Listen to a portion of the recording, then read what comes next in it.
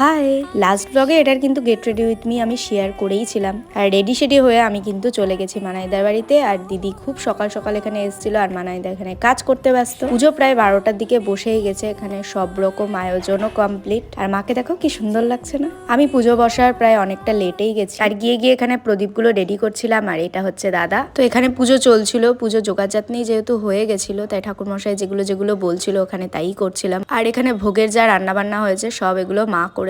তারপরে এই ভোগগুলো গুছিয়ে মায়ের কাছে নিবেদন করা হলো। তো এরপরে আমরা 28টা প্রদীপ এখানে সেট করছিলাম। তারপরে শুরু হলো মায়ের আরতি, এরপরেই হবে পুষ্পাঞ্জলি।